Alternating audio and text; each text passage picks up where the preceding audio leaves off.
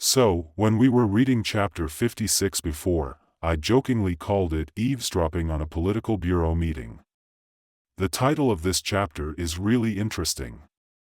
It's called, Agile Tanchun Forges Ahead with Reform, Timely Baochai Tweaks to Provide Harmony. The first part of the title is Agile Tanchun, and the second part mentions Timely Baochai, using the characters min and shi respectively.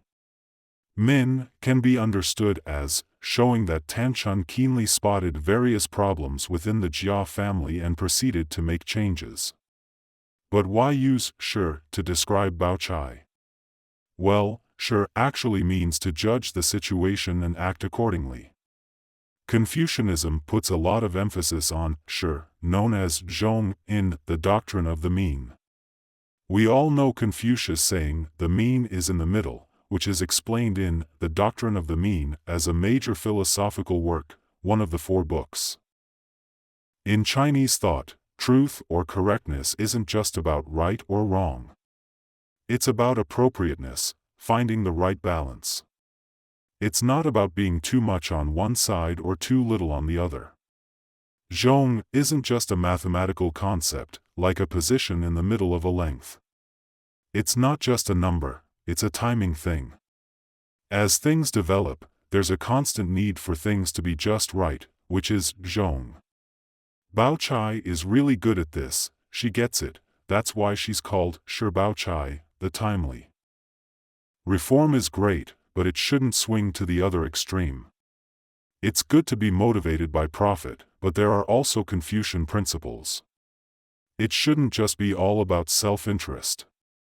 Baochai does a great job at this, that's why she's called shi Baochai, because everything should be judged and acted upon according to the situation. We talked about the early days of China's reform and opening up, and then we moved on to discuss the character of Baochai, which was the focus of the 5th lecture. Baochai is the most complex character in the whole book, and people have mixed opinions about her. She's always been a hot topic of debate when talking about Dream of the Red Chamber. Some people admire Baochai, while others admire Dayu. Surprisingly, there are more young people who admire Baochai now, which caught me off guard. When I brought up Dream and talked about Baochai and Dayu during my lectures at Fudan University, I asked the students for their opinions, and here's what they said. I asked, those who think highly of Baochai, raise your hands. Many did, while only a few admired Dayu. This was unexpected for me. Later, after class, I asked them, why don't you appreciate Dayu as much? They said, Dayu is a handful. She's sharp-tongued, has a bad attitude, and often Baochai have to come and make things right for her, which is exhausting. Baochai understands the big picture. I think the younger generation's take on Dream is different from ours back then. Of course, I can also understand that the current era is more focused on practicality. I've always been a big fan of Dayu, and I still am. She's not really about that practical stuff, right? She totally knew who swiped her dad's cash, but she didn't spill the beans. It's not like she didn't get it, right? That's just not her scene. You know that professor at Peking University, Qian Likun, right? Well, these days, the young college crowd is all about this thing called sophisticated utilitarianism, which is pretty spot on, all fancy and smart. Sophisticated utilitarianism. That's what I'm dealing with. In my first philosophy class with the freshmen, they all hit me up during the break, asking, hey, how are we getting graded in this class? Open book, closed book, or just essays? I was like, I haven't even thought about it yet. Some of these students really show a lot of respect for the class, always coming up with questions during the break. I gotta give them props. Then, finally, one of them came to me and said he was heading overseas and asked me to write him a recommendation letter. So, I did. After I finished it, I never saw him in class again. He was out because he got what he wanted. That's what I call sophisticated utilitarianism. So, it's no surprise that a lot of young college kids are into Baochai. Can't blame them, really. It's just the way they've been brought up. They've had a clear goal from a young age, with schools and parents setting specific academic targets for them, aiming for top high schools and big-name universities. Their goal is crystal clear. They're not really into studying for the sake of it. Even the top graduates from Fudan-affiliated high school, who made it into Fudan University, are sick of hitting the books. So, I get where they're coming from. So, remember that guy Tuing we talked about earlier? When he was chatting with someone, he definitely wasn't a fan of Baochai. He said she was too deep. Then the person asked him, "What would you do if you met Baochai?" And he said he would marry her. There's also this critic named Cao Xueqin, who's also part of the commentary school. In the overall evaluation of the Dream of the Red Chamber, he said, Feng's sharpness, referring to Sister Feng's sharpness, is easily seen by people, while Chai's cunningness is not noticed by people, revealed versus concealed. That's some pretty harsh criticism.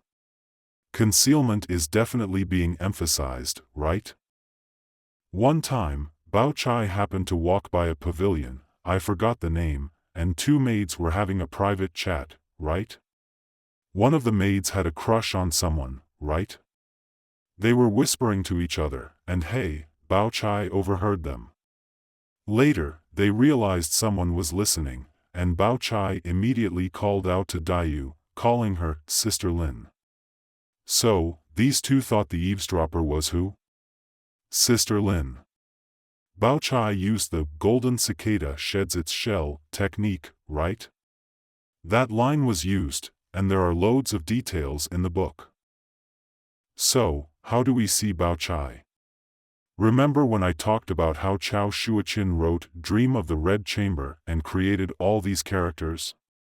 He wasn't trying to praise or criticize anyone. Baochai isn't a bad character, but her image and personality make us think about a deep issue in Chinese culture. She's like the perfect Confucian lady, treating everyone with respect and kindness. People feel all warm and fuzzy around her. She sticks to her moral code.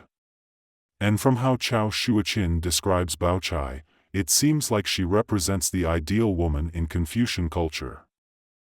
Cao Xueqin didn't make Baochai a villain or try to show a perfect person. He was actually revealing the principles of Confucian ethics, showing how Baochai handles tough situations on her own. She's got big dreams, like wanting to save the Jia family, but she also looks out for herself. After Confucius put forward the Confucian teachings, it kind of went in two different directions. One was the way of Mencius, and the other was the way of Xunxue, both carrying on the Confucian tradition. Mencius thought that people are basically good at heart, while Xunxue believed that people are inherently mean. But here's the twist, both Mencius and Xunxue were still Confucianists. So, what's the deal with that? What were they really pushing for? Moral principles. Mencius thought that moral principles come from the goodness inside people, from the kindness in our hearts. On the other hand, Xunxue believed that moral principles come from our intelligence. The clashes between people's interests are just because we all have this instinct to look out for ourselves. Think about it like this, we're all living creatures. If I'm hungry and need to eat, and you're hungry too, if you eat well, I'm still hungry, it doesn't matter to you, but I'm happy that you've eaten. But that's not how it works, I'm still hungry. In situations where resources are limited, there's bound to be some competition between people, which is what Xunxue meant by saying that human nature is inherently bad. But hey, humans are smart, and we know what could happen if we keep on fighting, we could all end up worse off. So, to avoid that, humans came up with moral principles to keep the competition for resources in check, so that society doesn't fall apart. Xunxue thought that's where rituals come in. Rituals are all about moral principles and the rules of behavior, right? That's where rituals come from.